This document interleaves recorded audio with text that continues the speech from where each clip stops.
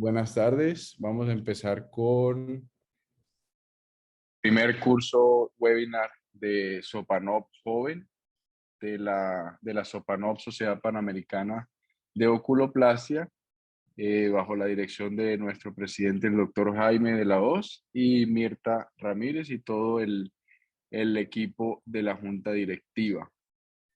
El primer participante, el doctor Patrick Young, es médico de la Universidad de British Columbia, Vancouver, Canadá, residencia en la Universidad de Toronto, fellowship de la Universidad de California, San Diego, trabaja en Victoria, British Columbia, en Canadá, como oculoplástico en el Centro Dr. Patrick Young Inc., instructor clínico de la Universidad de British Columbia. Mirta, ¿quieres presentar, porfa, a los otros disertantes? Sí, muy buenas noches a todos. Bueno, tenemos como moderador Hola. al doctor Tadaki Yamada, que es un oculoplástico que reside en Brasil. Él es nacido en Japón, es un gran profesor, un gran disertante, speaker, y es conocido por todos como un pionero en láser de CO2 en São Paulo. Y también nos acompañan algunas disertantes, como la doctora Tami Ozaki, que es el actual jefe del Servicio de Plástico Ocular en la Universidad Federal de São Paulo, así como también la doctora Fernanda Cono, que ella fue formada en plástica ocular en la Santa Casa de Misericordia de São Paulo. Actualmente forma parte del staff de la Oculoplástica Academy junto con el doctor Andrés Borba, así como también la doctora Marian, que ella proviene también de la Escuela Paulista de São Paulo y tiene un énfasis específico en rejuvenecimiento facial, que trabaja en forma conjunta con el doctor Rodrigo Reis, cirujano plástico, en su ciudad, en Maringá, en Brasil. Perfecto. Okay, we're gonna good to go, Patrick, with the introduction Asian blepharoplasty. Okay, can you hear me? Just want to make check. Okay, very good. Well, first off, I'd like to thank the Young Sopanop Committee for the invitation to present today, especially among such esteemed colleagues. So thank you so much. I am very happy to be here via Zoom. My name is Patrick Young, and I'm an oculoplastic surgeon and clinical instructor at the University of British Columbia in Canada. And I look forward to giving this talk on Asian blepharoplasty. Let's see here. All right. Now, unlike my esteemed colleagues who need no introduction, I'd like to share a little bit about myself for those that don't know me. I was born and raised in Vancouver, British Columbia, a beautiful place to grow up, and I underwent undergraduate and medical school training at the University of British Columbia. After I graduated from medical school, I went to the University of Toronto to undergo ophthalmology residency. There I had a chance to work with Orbis, which is a flying eye hospital some of you may be familiar with, working in places such as Mongolia and the Philippines there, and to provide eye surgery to those who don't usually have access to this care. So it was a wonderful experience. And after residency in Toronto, I was accepted to the Oculoplastics Fellowship at the University of California, San Diego, to train with Dr. Bobby Korn and Don Kakawa, who were both just the most amazing mentors and taught me so much about work and life in general. Here's just another photo of the times in San Diego. We had a chance to make connections with surgeons from all over the world, such as Korea and Japan, Israel, and Lebanon, to name some. It was truly an amazing experience. During fellowship, I also had a chance to continue some of the international work, and here I was teaching 3-wall orbital decompression in Dalian, China. There were students from all over the world, so I was giving some lectures there as well, and it was really an amazing experience. And of course, during fellowship, I also had a chance to enjoy the weather, the surfing, and all that San Diego has to offer. After fellowship was finished, I was fortunate enough to be hired back to UBC, the Island Medical Program in Victoria, British Columbia. And it's been the most amazing place to work and live. So anyway, thanks again for having me for this talk on Asian blepharoplasty. I have no financial disclosures. So when talking about Asian blepharoplasty, it can be roughly divided into the incisional external versus the non-incisional suture ligation method of surgery. When comparing the two different surgeries, they compare in terms of durability, adjustability, surgical and recovery time, as well as addressing the ability to address ptosis, dermatoclasis, and fat during the surgery. When speaking of durability, the incisional method tends to last longer, where there's less bounce back compared to patients with suture ligation. But that being said, I've definitely seen some patients who had suture ligation decades ago who come back and they still have a crease formation.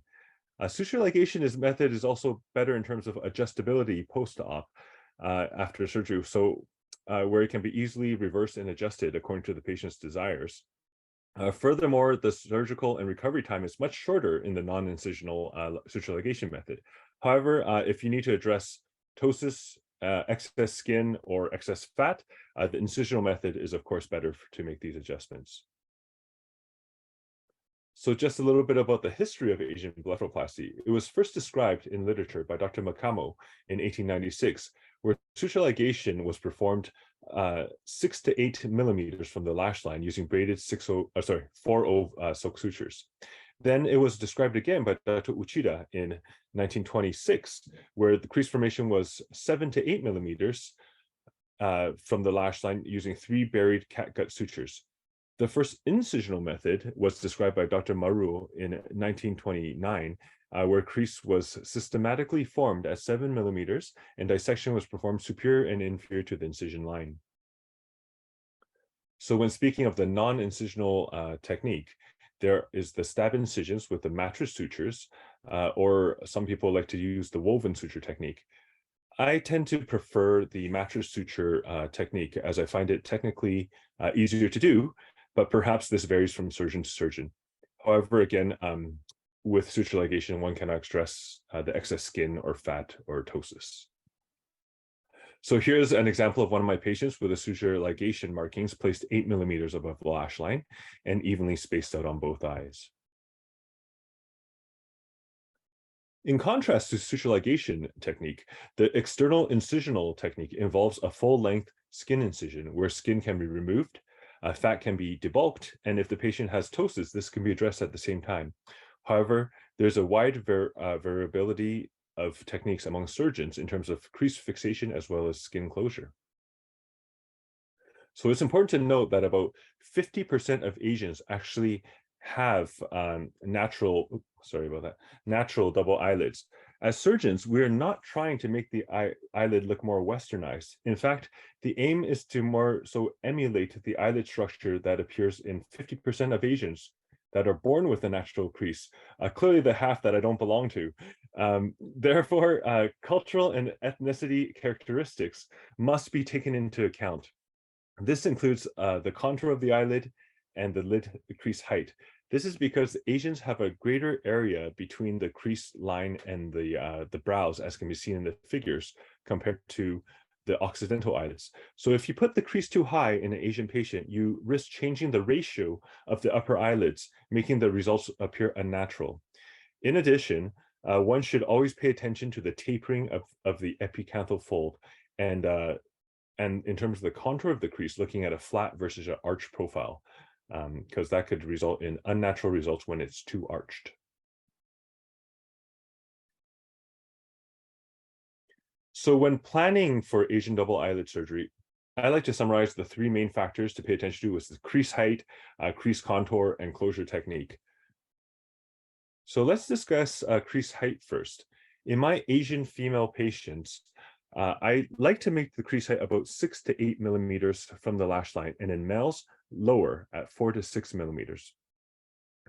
I find the most natural height of the design crease is often determined by the patient's tarsal plate height. So I flip the eyelid and I measure the tarsal plate height with calipers. Then I mark the lid crease externally. In terms of crease contour, the options are as follows. The top left, now these are all Google images, none of my own patients, but the top left of the screen is an example of crease tapered medially and parallel laterally. The bottom left is crease that is designed to be parallel both medially and laterally. The top right is an example of an incision that is tapered medially with a lateral flare. And finally, what we want to avoid is the bottom right photo, which is a crease tapered both medially and laterally and designed too high on that one side, resulting in a semi-lunar crease that is too high. So here's an example of parallel lateral crease versus lateral flare. Both have a nasal taper due to the strong epicanthal fold in these patients. Now let's discuss the third factor of Asian eyelid surgery, which is closure technique. This seems to vary greatly among surgeons, but first I want to point out the pretarsal platform. This figure here shows what I find to be one of the most important steps of double eyelid surgery in Asian patients, which is taking a strip of orbicularis pretarsal to reveal a tarsal platform to fix the crease fixation sutures, either to the tarsal plate or to the levator just in front of the tarsal plate. Again, the closure technique varies from surgeon to surgeon. For example, this figure depicts the open technique where multiple interrupted buried sutures are placed to fix the orbicularis to the levator aponeurosis just above the tarsal plate. The skin on top can be closed with either a running or multiple interrupted sutures. There we are. Okay, in these figures, it can be seen that non-resorbable tarsus skin sutures are placed for crease formation, as can be seen on the left, versus resorbable mattress sutures with separate skin closure with non-resorbable sutures, as seen on the right.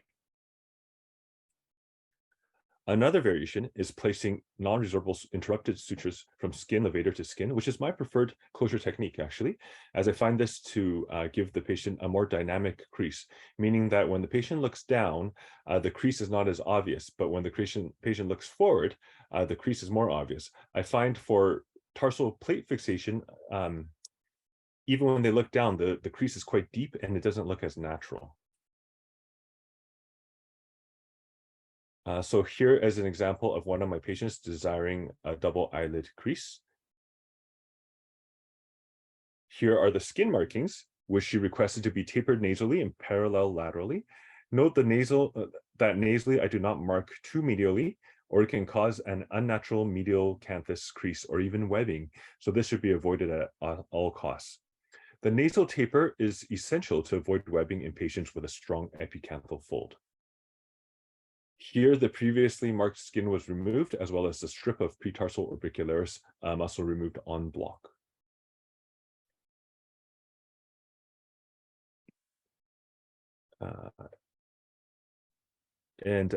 Multiple evenly spaced crease formation sutures were placed here, taking a bite of skin, then levator, then skin again.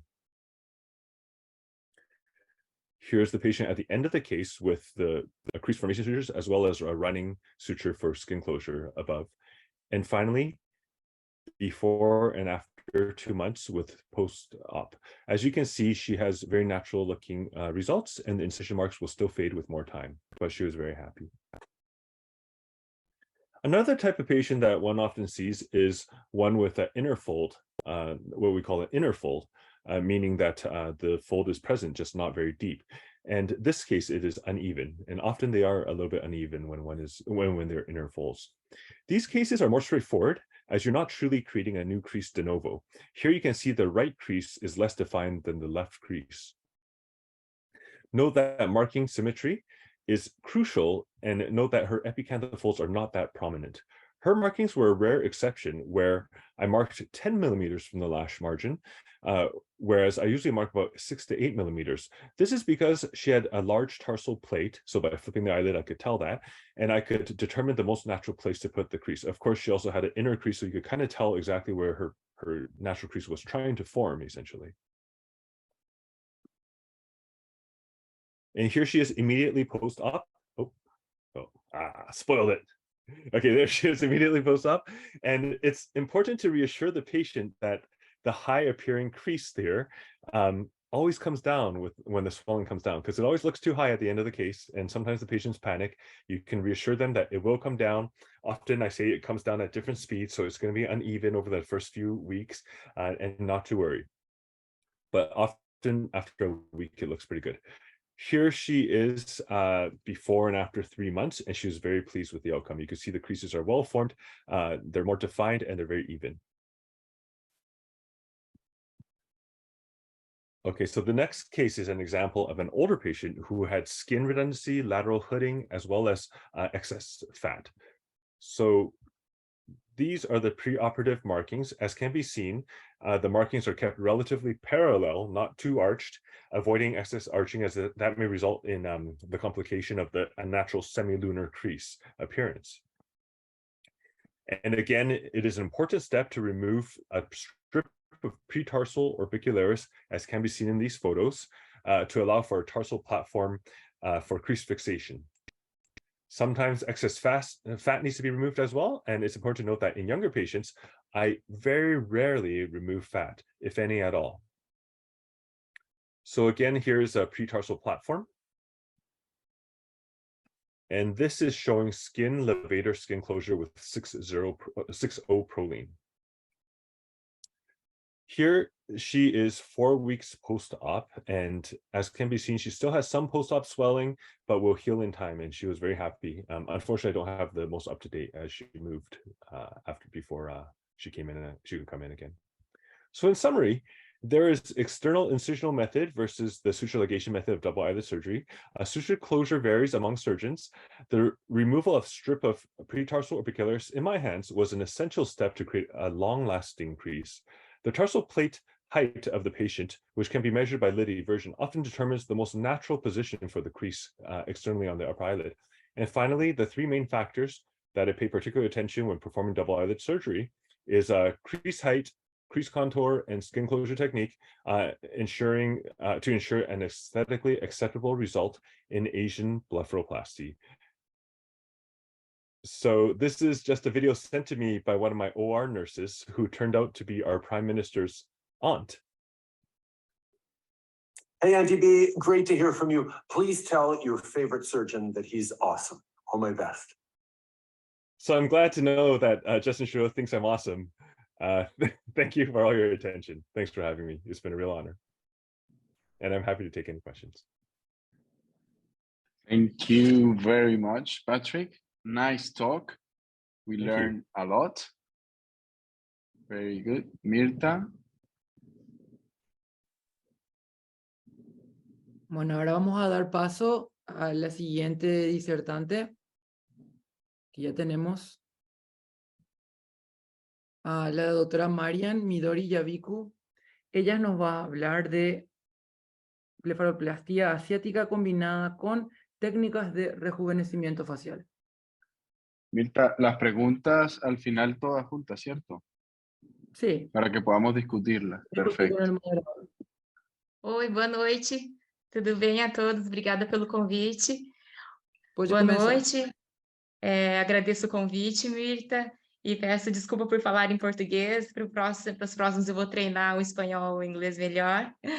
Então, eu vou falar sobre as técnicas de rejuvenescimento facial, que nós combinamos as cirurgias de blefaroplastia, não somente asiáticos, né, mas também em todas as outras blefaroplastias.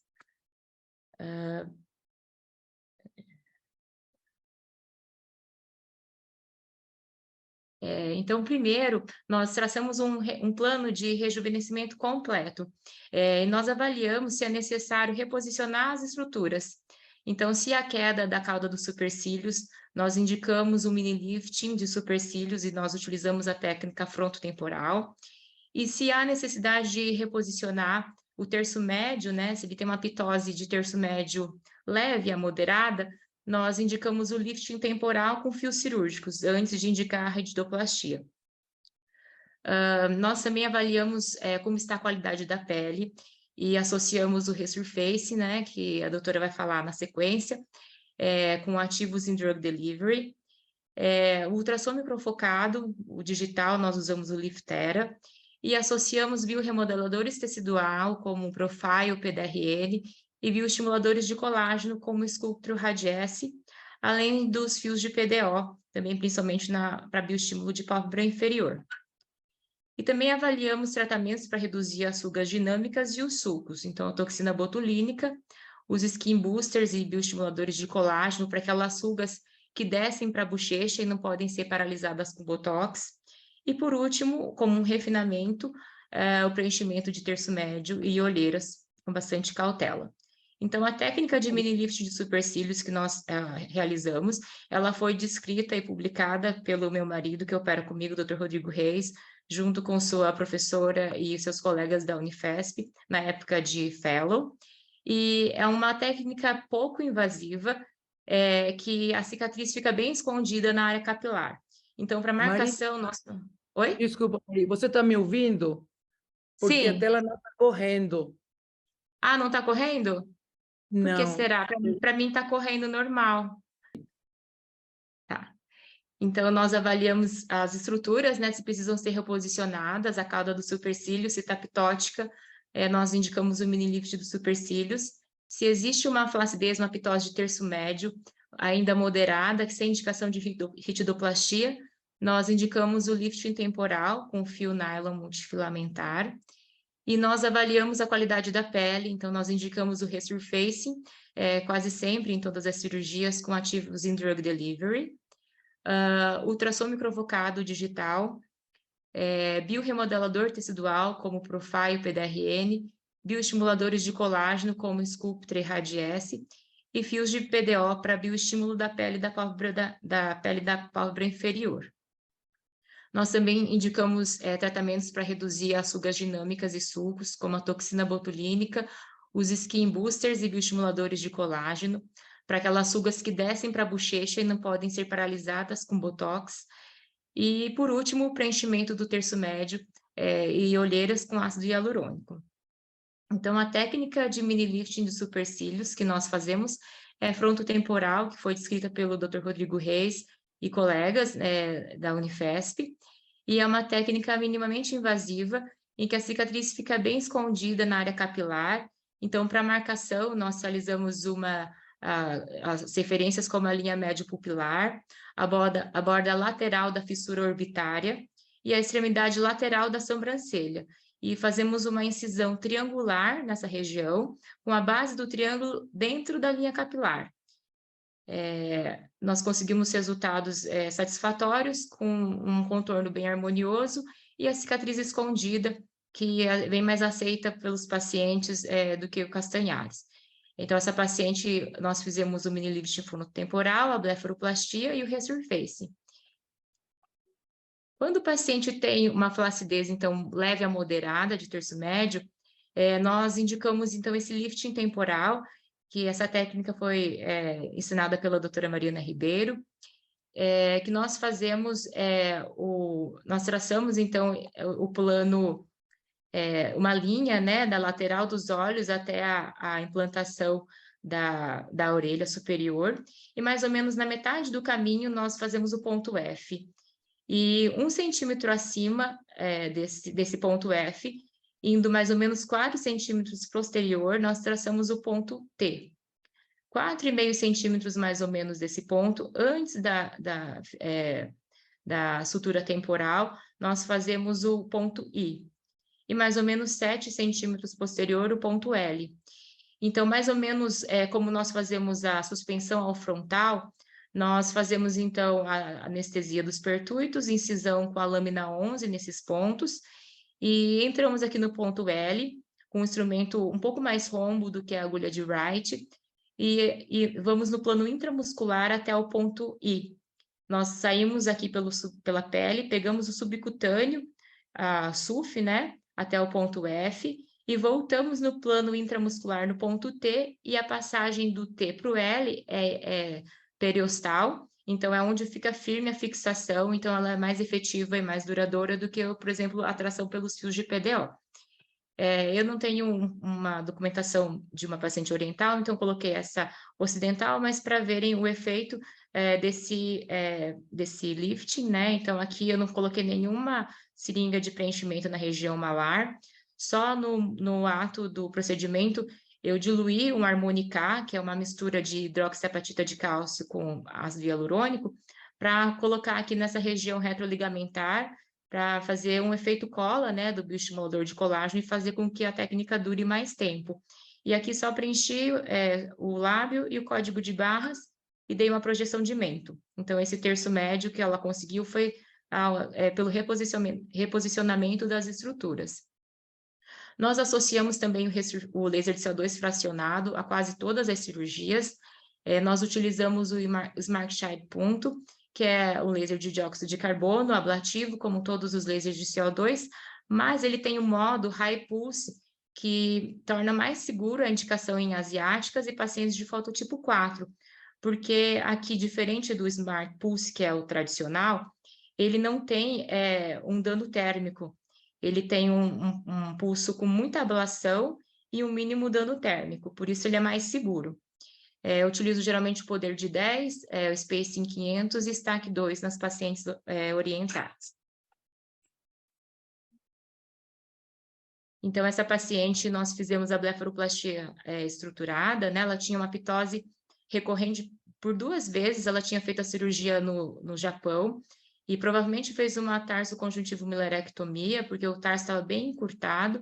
Então, aqui eu fiz uma reinserção do elevador da pálpebra superior via posterior, e o resurface, e ela teve esse resultado, que ela ficou satisfeita, e a pele também, ela tinha uma cicatriz de acne, que melhorou com o laser de CO2. Quando depois desses tratamentos mais impactantes, né, que são os cirúrgicos, resurface, nós conversamos com os pacientes e educamos eles, né, no sentido de fazer procedimentos para manter os resultados. Então, geralmente eu indico o ultrassom microfocado, o digital, o Liftera, porque ele tem menos dor, uma caneta mais delicada, então ele tem mais precisão e segurança para a área dos olhos. Ele faz micropontos de coagulação em profundidades diferentes, de 4,5, 3, 2, 1,5. Faz um estímulo à produção de colágeno e elastina, a compactação dos coxins de gordura e pontos de ancoragem na face muscular. Então, ele melhora o contorno, suaviza a papada, melhora a flacidez, o viço e as rugas finas, e faz também uma discreta elevação dos supercílios. Essa paciente, então, nós iniciamos o protocolo de rejuvenescimento pelo Liftera, porque ela tinha que se programar para a cirurgia. No mesmo ato do Liftera, eu fiz uma seringa de Profile, e a segunda seringa um mês após, e esse resultado é um mês após a blefaroplastia superior, com reinserção do músculo elevador da pálpebra superior via posterior, e nela eu não fiz o resurfacing porque ela estava tratando uma hiperpigmentação com a dermato dela, então eu não quis atrapalhar. O Profile é o biorremodelador tecidual, ele é um ácido hialurônico puro com uma cadeia de baixo peso molecular e uma de alto peso molecular, que é estabilizada através de uma reação térmica. Então, ele é livre de BDDE. Ele tem um D' alto e um alto TAN delta, que é um índice de espalhabilidade. Por isso, ele tem ação multinível. Ele se espalha lateral e verticalmente na pele, atua na derme, epiderme e hipoderme. Na epiderme, então, ele estimula a atividade dos queratinócitos. Na derme, estimula a expressão gênica dos fibroblastos. Na hipoderme, estimula a diferenciação de células-tronco e a proliferação dos adipócitos. Então, ele vai fazer uma reestruturação da matriz extracelular, aumentando a expressão gênica de colágeno tipo 1, 3 e elastina. E são realizadas 2 sessões com intervalo de 1 mês. Ele tem os pontos padrões, então, a 2 centímetros lateral aos olhos, na eminência zigomática, na interseção da base nasal com a linha médio pupilar, 1,5 cm à frente ao tragus, 1 centímetro acima do ângulo mandibular e 1,5 da área da linha mediana do mento. E são aplicados 0,2 ml por ponto, fazendo uma pápula que no dia seguinte já está bem melhor. É considerado um procedimento lunchtime, ele é rapidinho, dura uns 10 minutos, então na Europa eles costumam fazer no intervalo do almoço e já voltar para as atividades. Esses são os pontos da aplicação cervical, e aqui a aplicação palpebral, que é de bastante interesse para nós, né? Então eles fazem um ponto, esse protocolo é assinado pela doutora Virginia Amaral. Ela faz esse mesmo ponto da BAP Technique, né, aqui, com 0,2 ml, na interseção da linha média pupilar com a asa nasal, e um ponto aqui na região da têmpora, mais ou menos na metade dessa fissura orbitária e da margem superior do zigomático.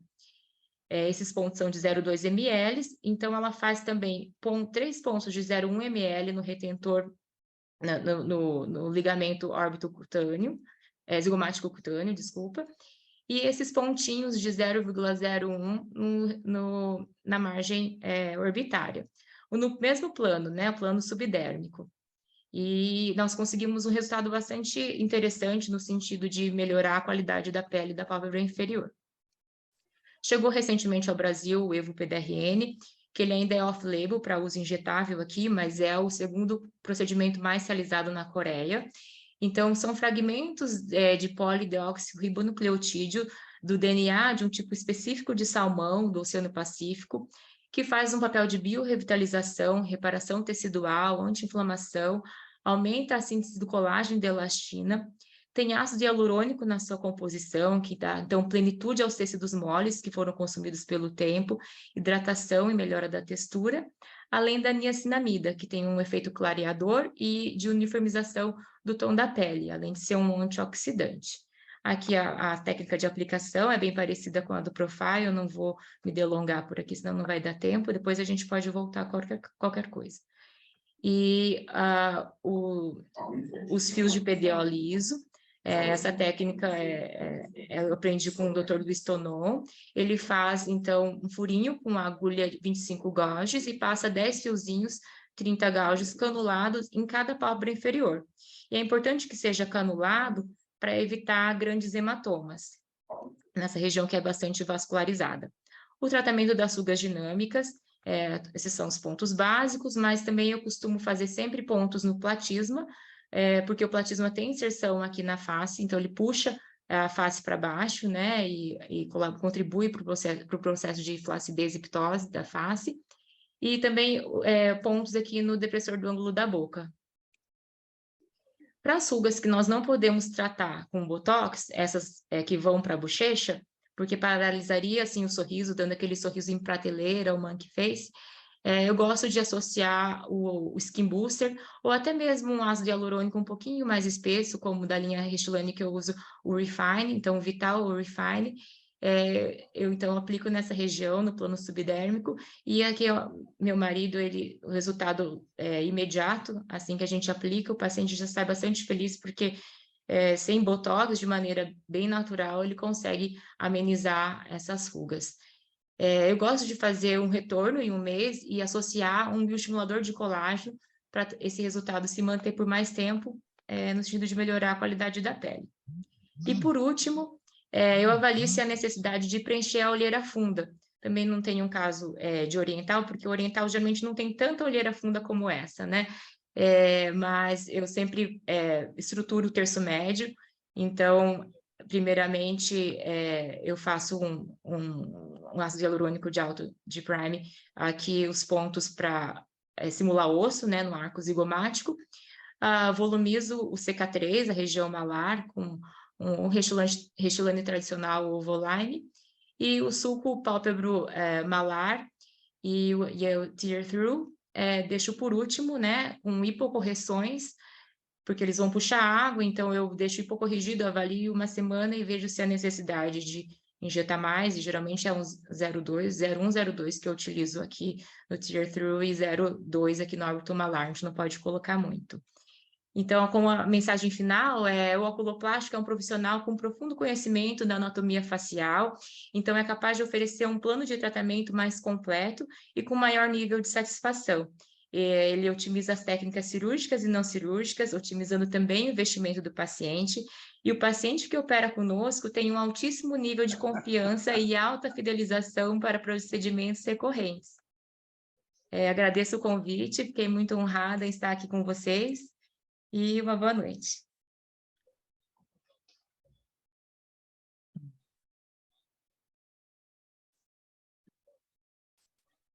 Muito obrigada, Mari. Na verdade, realmente, eu sabia que a tua aula ia ser muito boa, porque eu sei que você faz muito de estética e você combina muito tecnologia com procedimentos minimamente invasivos.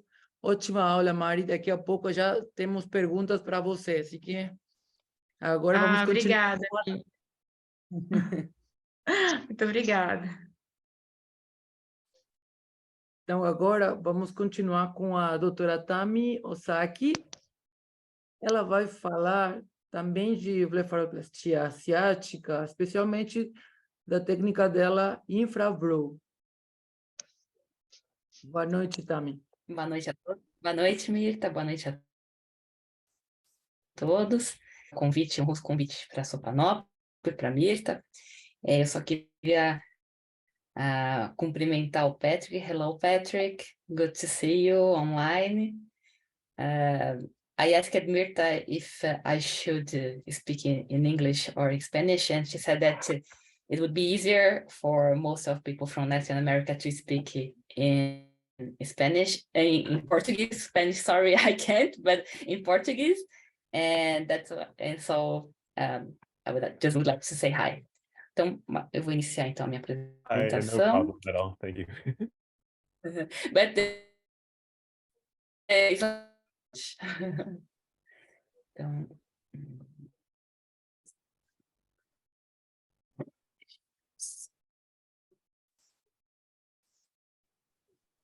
tá aparecendo, Mirta? Está aparecendo, Tami. Pode começar. Perfeito. Então, como a Mirta comentou, eu vou mostrar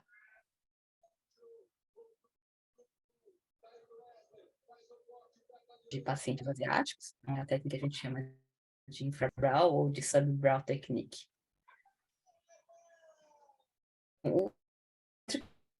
Já estou, né, mas lembrar que as características da brow e da região periorbital, isso é muita gente em mente, a prega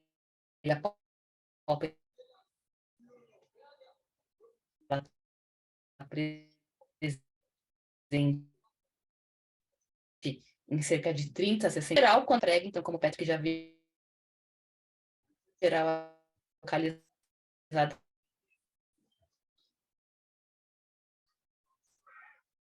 Mirta, si mientras tanto podemos responder la pregunta que...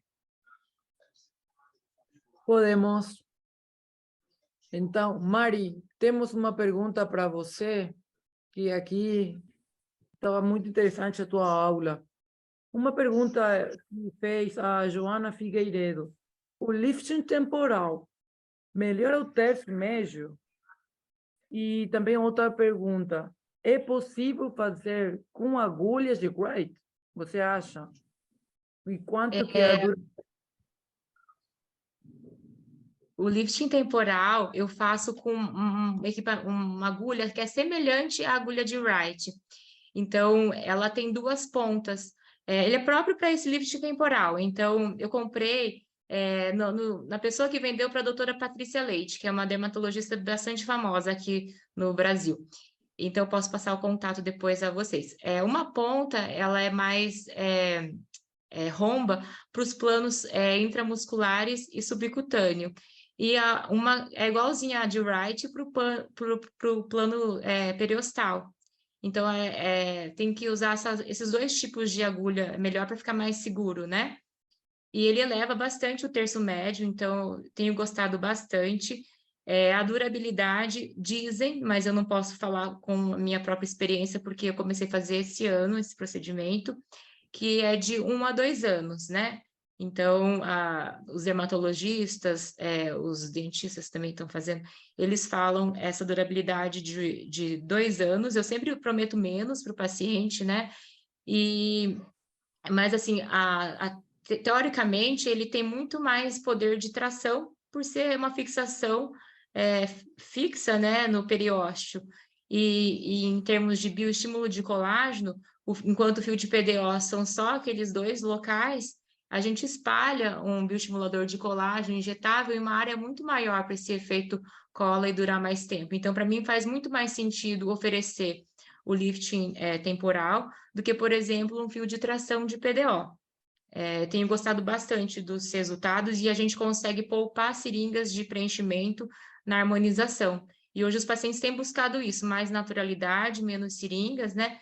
Então, é muito é muito bom para o paciente que quer esse procedimento quiet luxury, que a gente fala, né? Sem exageros.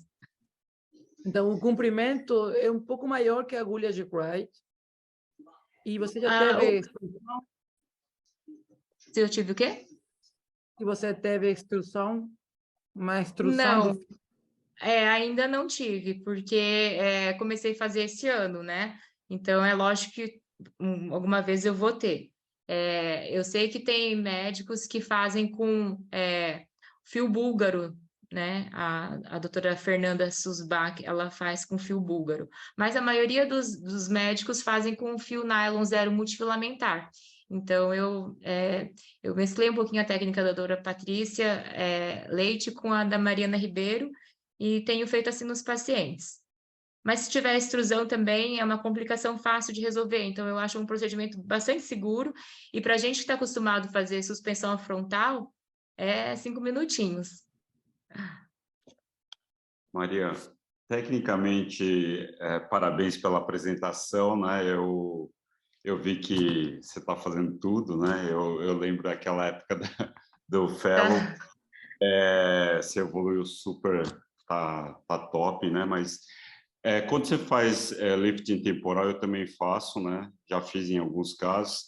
Você faz o toxina botulínica, né? Nessa região. Sim. Movimento e também para minimizar, porque assim, uma das contraindicações é quem tem enxaqueca, cefaleia, né? Porque realmente quando você faz esse lifting temporal, alguns pacientes reclamam de dor nos primeiros dias, né?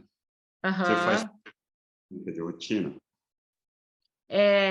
Eu confesso que nessa paciente eu não fiz, mas é preconizado fazer a toxina botulínica previamente, às vezes até um peeling previamente, mas eu acabei fazendo posteriormente e deu tudo certo nessa paciente, mas nas outras eu já fiz conforme o protocolo. A toxina primeiro e faço a bléfaro com a lift temporal e resurfacing num tempo posterior. E o Tadak é meu inspirador, então eu fico feliz de estar aqui com você e agradeço muito a sua Tadak que me pegava na mão.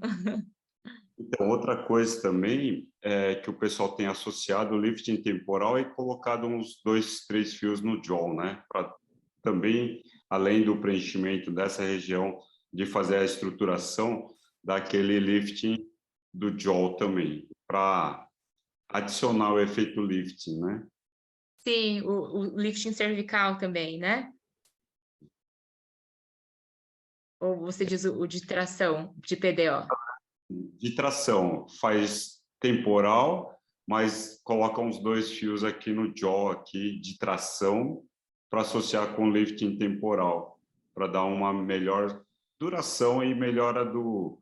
Porque quando você faz o lifting temporal, pela contiguidade do SMAS, melhora um pouquinho esse contorno, né? Mas às Melhora vezes... um pouquinho.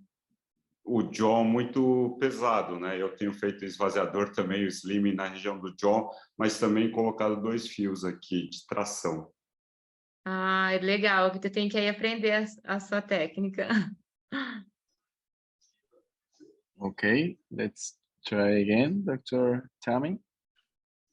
Thank you. Thank you. Sorry, I tried to move from to other room. Bom, então, tá melhor agora? Tá com menos? Perfeito, Tami. Perfeito. Então, os asiáticos também, muitos pacientes asiáticos apresentam o supercílio em posição mais elevada, né? Como o Dr. Patrick também já tinha mostrado aqui alguns exemplos. Além disso, uma outra característica que nós podemos observar em alguns pacientes é uma pele mais grossa, uma pele mais espessa, e uma maior quantidade de gordura em todos os níveis anatômicos na região palpebral. Então, uma outra característica também é o que a gente chama de lateral hooding, ou excesso cutâneo temporal, né? Isso tende a ser muito mais proeminente, né, nas mulheres asiáticas com o passar dos anos, né? Aqui alguns exemplos, vejam aqui essa paciente com um excesso temporal bastante importante, né? Então, essa característica dá um aspecto de uma pessoa mais triste, né? Um olhar mais entristecido. E isso costuma incomodar bastante as pacientes asiáticas. Então, essas características é muito comum a gente observar nesse grupo étnico, né? Então, e a redundância cutânea, ela costuma, então, ser mais proeminente nos 2/3 laterais da pálpebra, e é justamente onde a pálpebra é mais espessa, onde a pele é mais espessa. Então, nesses pacientes, se você fizer uma blefaroplastia, uma incisão mais estendida da blefaroplastia tradicional, você pode ter uma cicatriz mais evidente, já que essa é exatamente a região onde a pele é mais espessa nesse grupo etário. Esse grupo étnico. Eu trouxe também esse artigo que mostra que a diferença da espessura cutânea da margem ciliar em direção ao supercílio, ela também é uma diferença de espessura maior na pálpebra oriental. Então, se você for suturar uma pele mais fina numa pele mais espessa, se o paciente tiver uma dermatocálise significante, você pode ter um efeito de um edema persistente, se você fizer uma blefaroplastia clássica e a quantidade a ser suturada, a ser removida de pele for muito grande, né? Então, a gente pode ter um aspecto de edema persistente, como nessa paciente aqui, que tem esse aspecto, apesar de já ter 2 anos de pós-operatório, após uma cirurgia de blefaroplastia tradicional. Então, alternativas para tentar diminuir esses problemas associados nesses pacientes que têm essas características é fazer, então, ou a técnica isolada, a técnica infrabral isolada, ou uma blefaroplastia tradicional associada à técnica infrabral. Então, quando que a gente pode indicar a técnica infrabral isolada, né? Então, quando a gente quer abordar um lateral rude, um excesso cutâneo lateral de leve a moderado, em pacientes que desejam preservar as características da pálpebra oriental, né? Então, aqueles pacientes que não têm prega, que também não estão interessados em fazer uma prega, eles falam, alguns pacientes falam, eu nunca tive, não preciso ter, eu só quero tirar esse peso, né? E para aqueles pacientes que querem fazer, que ficaram com excesso residual na parte lateral, principalmente, então numa blefaroplastia revisional, inclusive isso pode ser feito em não orientais, né? Essa técnica foi descrita inicialmente para não orientais. Então, aqui é um exemplo de uma paciente que foi submetida à técnica infrabral isolada, né? Ela não tinha prega palpebral, não desejava uma confecção, ela só queria, então, melhorar esse aspecto de peso, principalmente na região lateral, e ela ficou bastante satisfeita com esse resultado, que ela considerou um resultado bem natural. As vantagens da técnica, então, infrabral isolada é que ela permite uma recuperação mais rápida, porque ela está associada a um menor edema do que a blefaro tradicional, e ela pode, se for necessário, ou o paciente tiver um supercílio numa posição mais baixa, ela pode, se necessário, ser associada com uma brapexia interna, por exemplo. Já a técnica combinada, então, a combinação da técnica infrabral com a blefaro superior, ela é indicada em pacientes que já têm uma dermatocálise de moderada a severa, com o lateral hooding mais proeminente, né? Então, um exemplo aqui clássico dessa paciente. Aqui vejam a pele bastante espessa, né? E paciente que tem um supercílio bastante alto. Eu vou mostrar aqui, então, um vídeo que nós preparamos, e esse vídeo, inclusive, está no site da Academia Americana, então, mostrando com animação como que é feita essa técnica.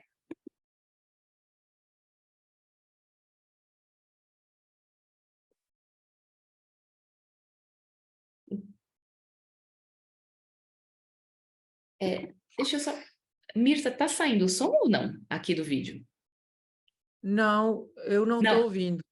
Tá, então eu mesmo vou passando, que acho que eu acabei não compartilhando som, mas então, bom, comparando então com os caucasianos, a gente tem essa diferença cutânea, né? Aqui uma paciente com o lateral hooding, pele espessa, né? Supercílio mais alto. Aquela condição que eu comentei da espessura cutânea que aumenta em direção ao supercílio, e isso é mais proeminente nos orientais. Se a gente fizer, então, essa sutura em áreas de espessura muito diferente, você pode ter aquele aspecto de edema persistente. Então, a técnica combinada é uma opção nesses pacientes. Nós marcamos primeiramente a prega palpebral e a região infrabral. Nós publicamos essa técnica na UPRS. Então, inicialmente, nós usamos uma pinça para marcar o excesso cutâneo na região infrabral. Nós, em seguida, marcamos a prega palpebral e a região, a marcação medial.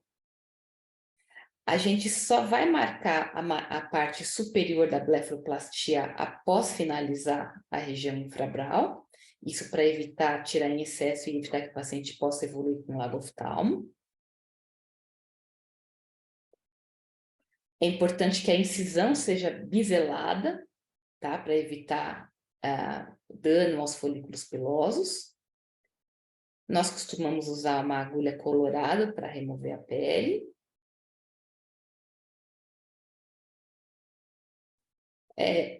Nós costumamos fechar em 2 planos, né? Então, primeiro nós fechamos o orbicular com Vicryl 5 zeros, e em seguida nós usamos nylon 6 zeros em direção ao centro, usando nylon 6, suturas separadas.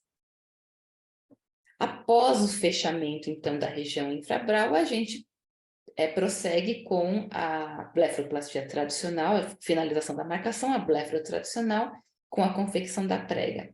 E aqui, então, o aspecto do pós-operatório imediato. Então, antes e após. Um paciente que tinha uma dermatocálase bastante importante, né? Um supercílio mais alto e uma pele mais espessa.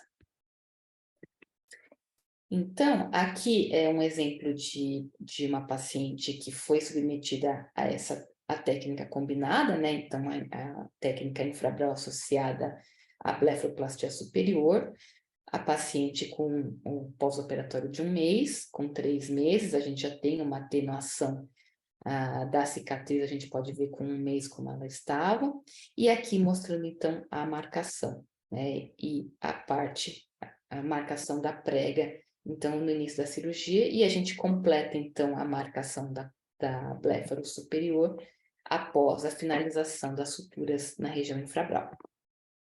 Essa técnica também pode ser utilizada em pacientes de fototipos mais altos, né?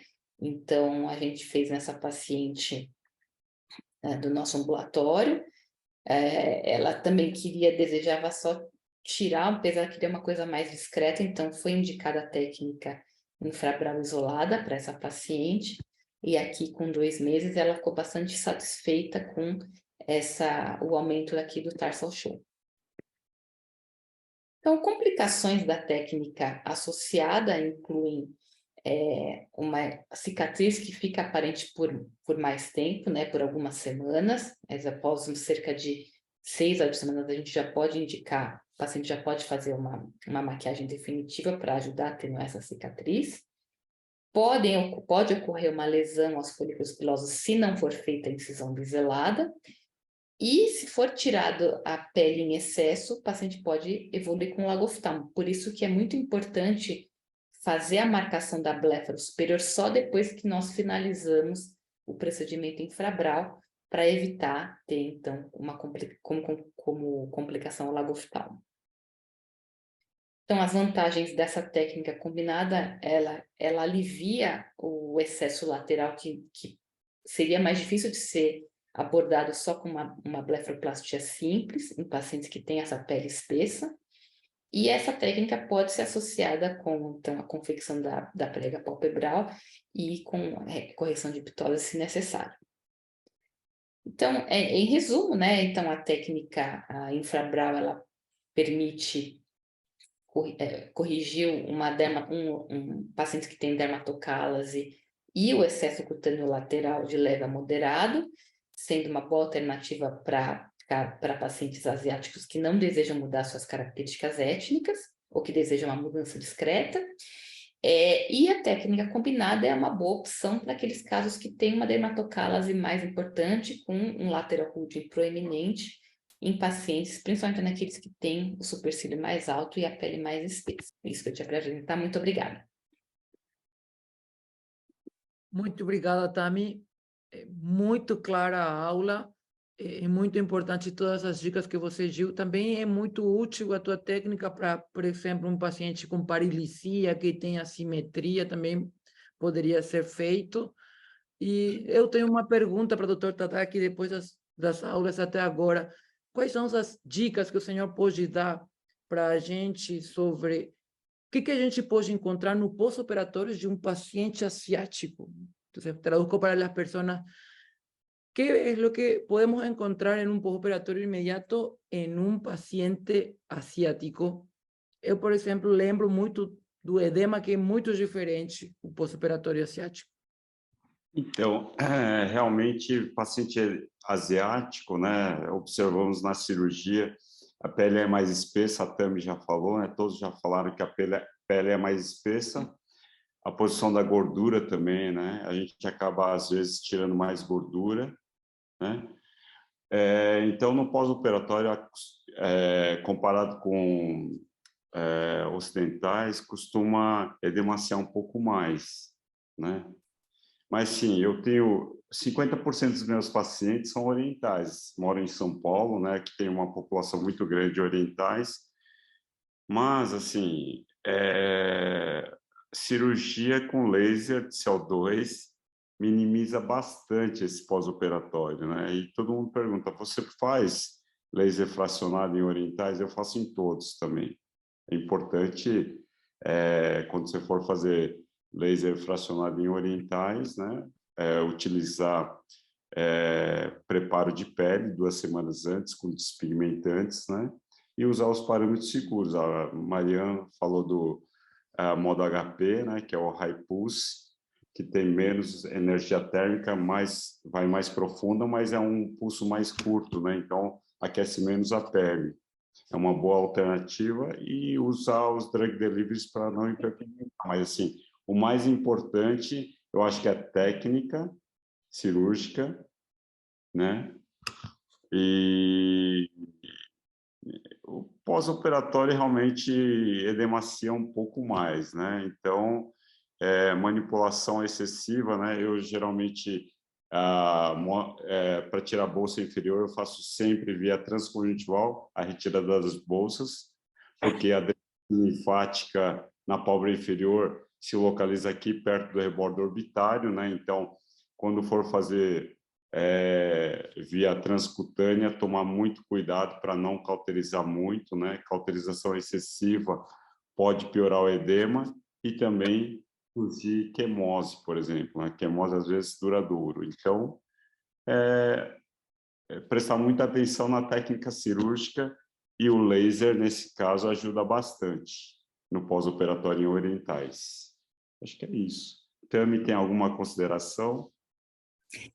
Acho que você comentou, né, Tadaki, o edema, a gente espera um edema maior, e uma coisa que eu costumo falar para os pacientes é assim, não dá para você comparar a sua evolução, né, você sendo oriental, comparar com a sua amiga de fototipo baixo, né, então a sua amiga loira de olhos azuis, porque a sua amiga vai se recuperar num tempo muito mais curto, e o oriental, então, se tiver essa pele mais espessa, se tiver uma quantidade maior de gordura, a gente já espera, já avisa que vai ter um pós-operatório mais demorado, né? Então, acho que se o paciente já sabe, a gente já avisa de antemão, ele diminui essa ansiedade, né? De, será que vai ficar mais alta, né?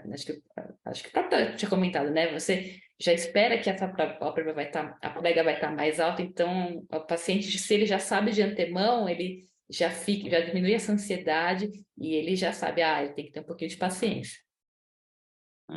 E a cicatriz também, né?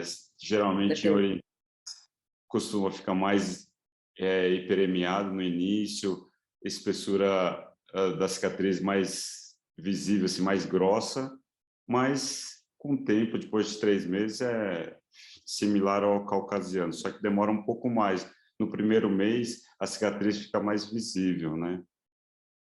Verdade. E uma coisa que eu também falo é assim, se o paciente, principalmente oriental, se ele tem algum evento social, né? Meu filho vai casar e tal, tenta fazer com pelo menos 3 meses de antecedência, exatamente para tentar já reduzir o edema e para a cicatriz já estar mais atenuada. Então, acho que isso... O suco está mais natural, né? Está mais baixo, assim, né? Com certeza, para não estar aquele aspecto, né? Que chama a atenção, né? De um pós-operatório mais recente. E vocês associam alguma outra coisa, tipo drenagem linfática, alguma coisa para melhorar mais o edema ou deixa evoluir normal? De rotina, eu não faço nada, na verdade. Sim, eu vejo assim, a Mariana também faz com laser e tal, eu vejo que a recuperação realmente, assim, antes eu operava com radiofrequência, o Evitronic, né? Em 2005, comecei a utilizar o laser CO2. Meus pacientes geralmente operam na quinta-feira ou sexta, na segunda-feira, mesmo operando as 4 power, na segunda-feira o pessoal já vai trabalhar. Então, eu falo que o pior edema são os 3 primeiros dias, mas no 4º dia já está, assim, mais suave, né? Então, é isso. Então, por isso que eu não faço drenagem linfática em quase nenhum dos meus pacientes. E eu não faço taping também. Eu vejo que muita gente que faz pálpebra inferior coloca taping na superior e inferior. Não faço taping porque meus pacientes todos fazem fracionado. E quando você faz fracionado, não pode colocar nenhum esparadrapo, nenhum taping, né? Por isso. E aqui temos uma pergunta de novo para você, Tami. A pergunta é, você costuma fazer também fixação no periósteo, no infrabrol? Se o paciente tiver um supercílio mais baixo, pode ser feito sim, mas eu não faço de rotina em todos os casos. Então, dependendo do paciente, pode ser feito sim, até porque você já está ali, é fácil de acessar, né? Aí ela pergunta, acho que a Joana perguntou se pode evoluir com pitose. Pode, por isso que é importante falar, por isso que não é uma técnica que é para todo mundo, né? Então, é uma técnica que se você tem que avaliar bem, então, em geral, a gente indica para pacientes que têm o supercílio mais alto. Se for um supercílio muito baixo, aí você realmente pode ter uma ptose do supercílio. Agora, se for um paciente que tem um supercílio relativamente alto, você pode fazer a técnica e associar com a apexia. Inclusive, até me lembrei de... Quando o paciente tem... A gente teve até alguns casos que a doutora Midori fez... Quando assim, já tinha um supercílio mais baixo, e aí a gente associou o infrabral com o supra, né? Então, o resultado foi bem interessante. São casos de exceção, né? Mas é possível fazer sim, se for necessário. Muito obrigada, Tami. Agora vamos continuar com a Fernanda Cono. Fernanda está lá? Boa noite, eu sou Fernanda Conos, falo de São Paulo e vou falar sobre blefaroplastia oriental e CO2, os laser de CO2.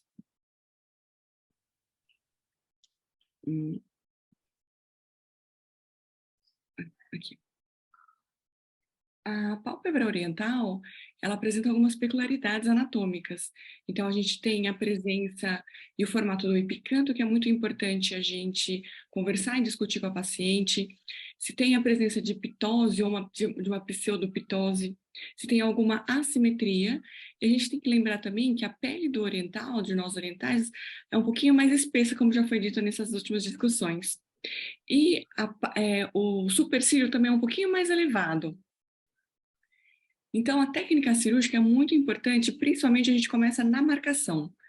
A marcação para a gente marcar a prega palpebral.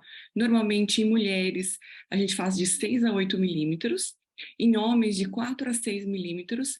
Então, tem que ser muito bem discutido com a paciente sobre a possibilidade de ocidentalização. Então, de uma abertura um pouco maior, ou a gente entrar bem na parte do epicanto.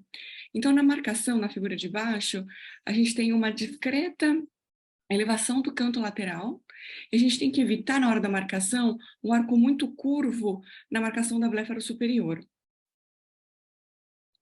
Então, o que temos feito normalmente, atualmente, é a blefaroplastia associado com laser de CO2. O laser de CO2, tanto intraoperatório, quanto depois, logo em seguida, depois, quando a gente acaba a cirurgia. Então, para fazer o resurfacing, ou na região somente periocular. A gente usa o laser de CO2 fracionado ablativo. Então, falando um pouquinho sobre as camadas da pele, bem rapidinho, então a gente tem a epiderme, a derme e a hipoderme. A derme é onde se encontram o colágeno e a elastina. O colágeno tipo 1 e o tipo 3, eles são responsáveis pela resistência e pela elasticidade da pele. E conforme vai passando o tempo, o dano da idade, um pouco do dano traz o fotoenvelhecimento. Então, a arquitetura de todos esses colágenos, eles ficam alterados. Por isso que vão aparecendo um pouquinho dessas rugas.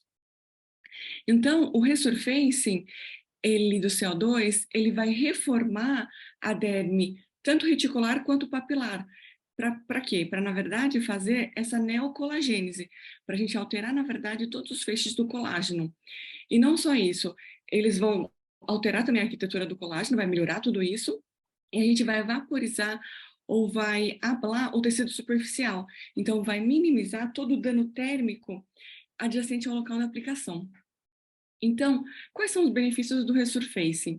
Então, a gente tem a redução das rugas, a gente tem o processo de cicatrização que fica melhorado, a estimulação do colágeno e da elastina, vai remodelar toda essa textura da pele e vai melhorar também os poros e a cicatriz.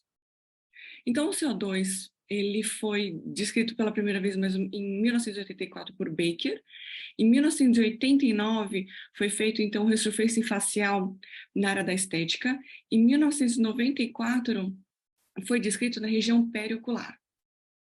Então, a pele palpebral, ela é caracterizada por uma maior reatividade dos monócitos, dos melanócitos. Então, a gente pode ter o HPI. Então, a gente tem que tomar bastante cuidado com isso, que é a hiperpigmentação pós-inflamatória. E depois discutido com o paciente, visto, na verdade, um pouquinho sobre a prega palpebral, se tem alguma assimetria, a gente vai classificar pela classificação de Fitzpatrick o fototipo dele, para a gente conseguir, na verdade, melhorar os parâmetros do CO2. Então, o oriental, ele vai na categoria de fototipo 3, 4, até o 5. Então, essa classificação, ela vai classificar em relação à acessibilidade da radiação ultravioleta, a capacidade de queimar e também de bronzear. Então, é por isso que a gente faz essa classificação, para a gente ter os parâmetros mais adequados para o laser. Então, feita a anamnese, discutido, então, a classificação de Fitzpatrick. Então, a gente faz os parâmetros do laser de CO2 para os orientais, que normalmente a gente usa uma potência de 15 a 20, um stack de 3 e um spacing de mais ou menos de 500 a 800, é o que normalmente a gente usa nas cirurgias. O primeiro caso que eu vou trazer aqui é o caso de uma paciente de 48 anos, ela é japonesa, e ela se queixa principalmente de um olhar triste, de um olhar cansado, e também de um pouquinho das bolsas inferiores. Aqui, então, pré-operatório. Na segunda foto, a foto de 30 dias pós-operatório, e aqui no cantinho de 60 dias pós-operatório. Aqui foi a cirurgia que eu fiz com o Dr. André. Ok. Então, as fotos pré-operatórias, 30 dias pós-operatório e 60 dias de pós-operatório. Então, no 30º dia de pós-operatório, ainda tem um pouquinho de edema. No vídeo, então, na verdade, mostrava um pouquinho sobre a cirurgia, que a gente fez o resurfacing no terço médio superior. Então, a gente fez na região periocular e até o terço superior. Então, aqui nos 30 dias de pós-operatório, está um pouquinho ainda com um pouquinho de edema, um pouquinho, a prega pálpebral um pouquinho mais ainda elevada, e nos 60 dias de pós-operatório, a prega diminui. Então, o resultado um pouquinho melhor, né? Aqui, então, a visão de perfil, que aqui a gente tem até uma pitose de cílios, por conta dessa dermatocálase, e aqui nas figuras do lado direito, a placa tarsal um pouco mais visível, e um resultado um pouquinho melhor. E aqui do outro lado, a mesma forma, a placa tarsal mais visível, e a melhora mesmo de todo o quadro. Aqui, mostro também um pouquinho da prega palpebral. A prega que foi feita foi de 6 milímetros. Então, aqui um resultado do pós-operatório. Aqui mostro, então, a pálpebra inferior, com o que está mostrando um pouquinho sobre a pálpebra, a bolsa de gordura, e no pós-operatório ela já está bem mais lisinha. Aqui é o segundo caso. O segundo caso não tinha vídeo, mas o segundo caso é uma paciente de 40 anos, que ela tinha um desconforto dessa assimetria. Ela sempre teve, mas ela relatava que nos últimos dias, assim, nos últimos anos, que ela estava se incomodando mais. E também com um pouquinho da pálpebra inferior, dessa bolsinha de gordura. Então, aqui o pré-operatório. Nós fizemos o laser com os parâmetros para fototipo específico para ela. Então, o laser foi feito só na região periocular e o resultado de 30 dias de pós-operatório. Um pouquinho ainda de edema, um pouquinho ainda das marcas do laser, mas ela ficou muito satisfeita. Então, aqui algumas fotos comparando o terceiro dia de pós-operatório e o 30º, como estava discutindo, o pós-operatório dos pacientes asiáticos, eles são um pouquinho mais difíceis em relação ao edema, um pouquinho mais do inchaço, ele parece que ele fica um pouquinho mais persistente.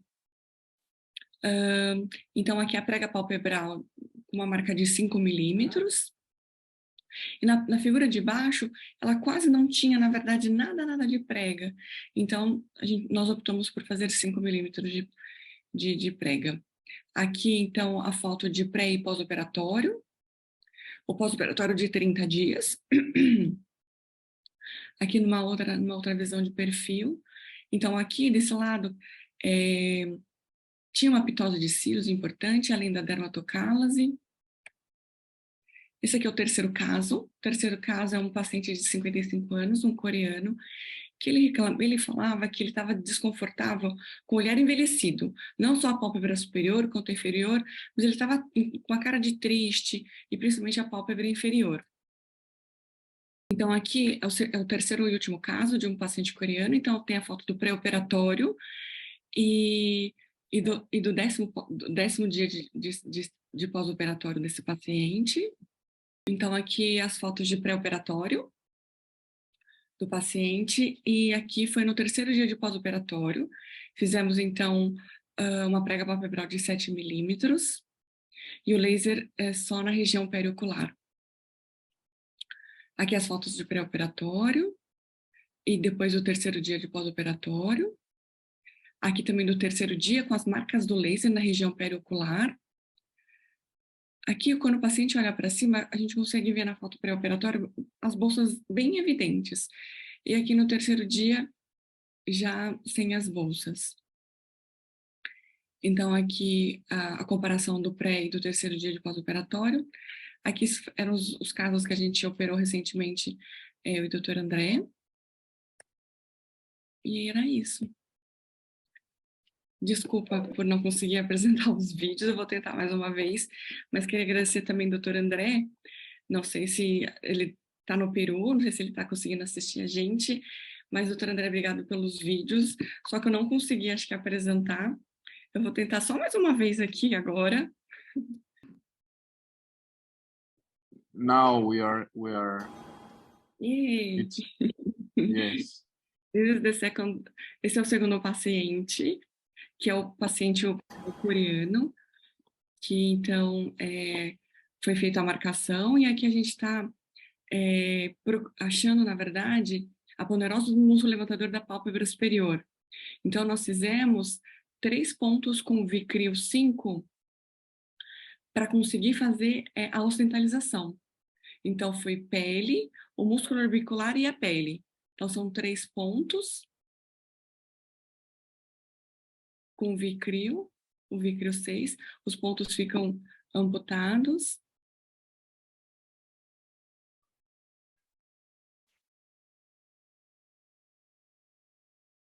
E aí depois finalizamos com a sutura da pálpebra normal com nylon 6. Ele não pega tendão da aponeurose? O André não pega? É pele orbicular? Não, orbicular não, pele, o levantador e a pele. Tá. É que você falou pele, orbicular e pele. Ah, desculpa, a pele, levantador e a pele. Tá. Num outro vídeo... Você operando, você faz dessa forma ou você está fazendo orbicular, tarso orbicular? Como é que você tem feito?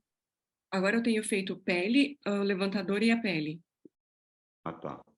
Tá. Porque eu faço da outra forma, né?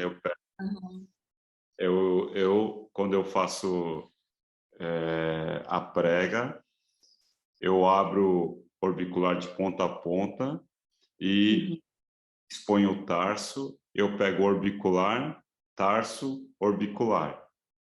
Mas isso acima da parte 6 milímetros da margem, né? Então, 1 milímetro de orbicular, eu dou o ponto no orbicular, tarso orbicular. Lógico que dessa forma fica um suco estático, porém fica bem mais, sim, é muito mais fácil de simetrizar, digamos assim. E o outro vídeo, eu vou ver se eu consigo passar o outro vídeo da mesma forma que eu consegui do outro. Eu acho que, eu juro que é o último. Well, you try. There is a question from our YouTube audience.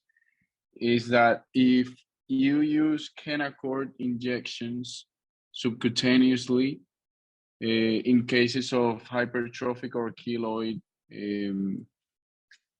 scars, Kenacort is triamcinolone.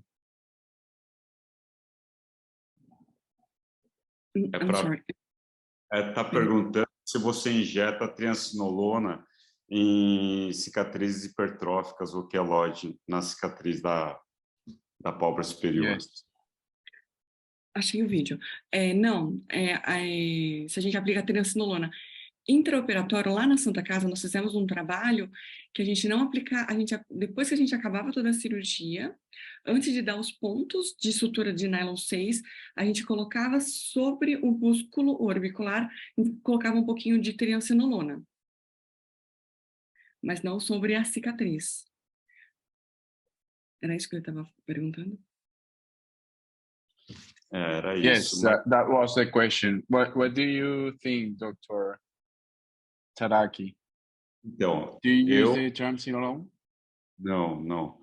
Eu geralmente utilizo, depois de 14 dias, uso silicone, creme, pomada de silicone, por 2, 3 meses. Se após 3 meses eu ver alteração na qualidade da cicatriz, geralmente oriental, sim, pode demorar até 6 meses, mas se em 3 meses o paciente está se queixando, a alteração da coloração da cicatriz, se for hipertrófica, depois de 3 meses é difícil, mas se for hipertrófica ou pigmentar, eu faço laser fracionado na cicatriz, posso utilizar 15 watts, espaçamento de 600, dwell time de 1.200 mais ou menos, no ponto, e eu uso o Regenerating, que é um drug delivery que tem elastina, dexpatonol, é muito boa para melhorar a qualidade da cicatriz. Então, eu faço laser fracionado na cicatriz e drug delivery. Agora, se for uma cicatriz hipocrômica, branca, aí eu faço laser CO2 fracionado e coloco brimatoprosta, Lumigan, por exemplo. Brimatoprosta, prostaglandina, nas cicatrizes. Okay. Nice tip. Ahí el doctor André Borja está diciendo que no inyectan triamcinolona, usan SPR actualmente de Toscani e prefieren 5-FU se é necessário. André, eu uso o SPR, tipo mesoterapia, fazendo pápulas na região infraorbitária. Você usa também na cicatriz?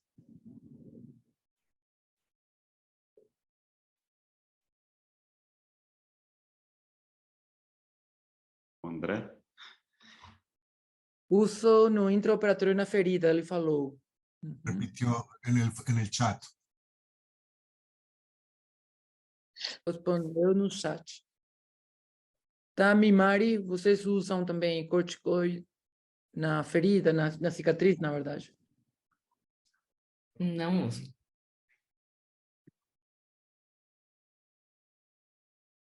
A Mari também não. Ok.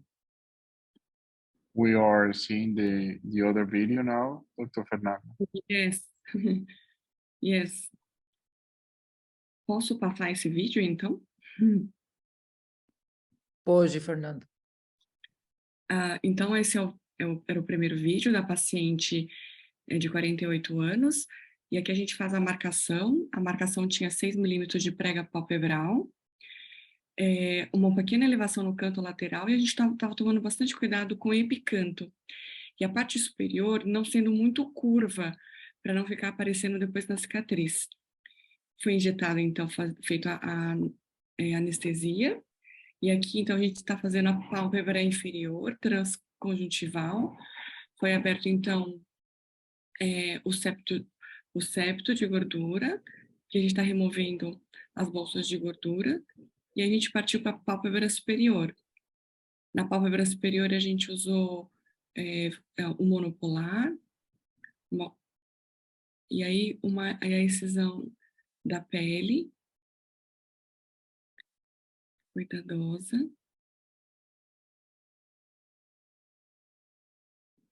E aqui a gente está revisando o tamanho e aqui está tirando um filetezinho do músculo orbicular para a gente conseguir depois fazer o ponto de Brassier.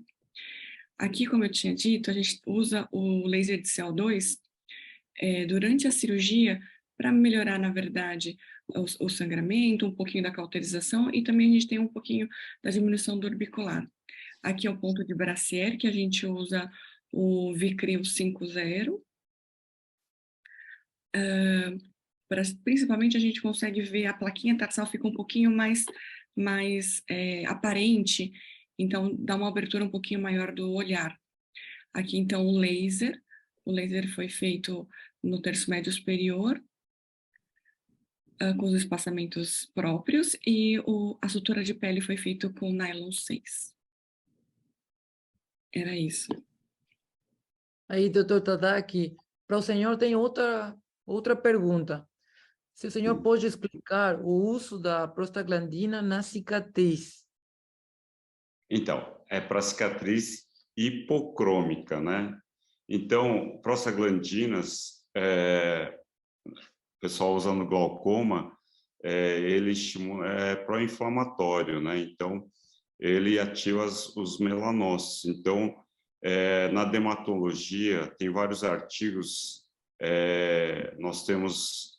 eu utilizo também mesoxactigan, que é uma eletroporação para infundir os drug delivery sem agulha, né? Através de alterações de carga elétrica. E eles estão utilizando para casos de vitiligo, utilizando como drug delivery as prostaglandinas.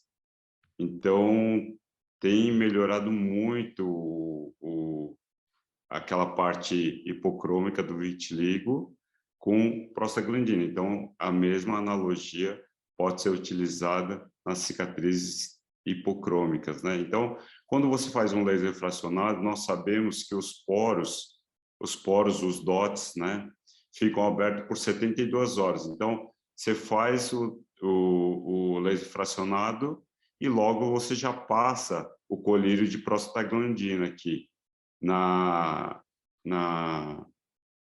local. Mas como fica aberto por 72 horas, você pode dar o colírio para o paciente levar e ir utilizando 3, 4 vezes ao dia, durante 3 dias, né? É isso. Aquí una acotación que veo que pone la doctora Midori Ozaki, que en cicatrices hipertróficas importantes, ella indica desonida por 2 semanas. Gracias, doutora Midori. Muito obrigado. A doutora Fabiola perguntou que fio que eu utilizo para fazer o sulco, né? Quando eu faço orbicular, tarso orbicular, ele fica dentro da pele. Então, eu utilizo Prolene 70, é a primeira opção. Mas se no serviço não tiver Prolene 70, eu utilizo Seda 60. É isso. Então, eu estava vendo aqueles casos que o André operou. A grande vantagem dos orientais, por ter pele epiderme espessa, né? E na pálpebra inferior, eu vi a faixa etária que o André estava operando, muitos têm pele firme aqui. Então, basta fazer cirurgia das bolsas via transconjuntival, né? E fazer o laser aqui para retração da pele. Em muitos casos, não precisa fazer o pinte, porque só o fato de tirar a bolsa e fazer o laser, a pele retrai e não necessitando de uma cicatriz aqui, né?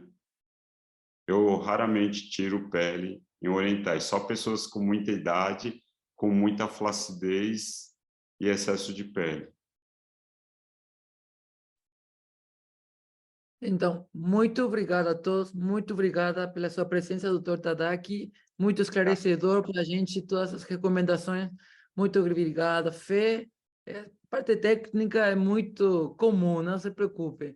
Muito obrigada, Tami, de novo, também muito obrigada, Midori. Julián, algunas palabras para Patrick, que también nos aguantó toda la charla. Yeah, thank you very much to all of you. Thank you, Patrick. This was very, very delightful. I learned a lot. I didn't know Asian blepharoplasty was so complicated. I think I don't know what to do with those cases, those thick skin cases. Oh my God. Very, very, very good. Excellent. Thank you very much. Muchas gracias, Mari. Un resumen espectacular de medicina estética y blefaroplastia asiática. Muchas gracias a todos los presentes. Muchas gracias. Thanks for having us. Thanks. Bye. Thank you. Muchas gracias a todos. Esto es la primera actividad que tenemos en esta nueva junta de Sopanop Joven. Y gracias a todos los que participaron. Obrigado per suas aulas. Thank you so much in Vancouver. And we hope to see you again. Esperamos verlos de nuevo. Muchas gracias por su apoyo. Sí, gracias. Gracias, muchas gracias.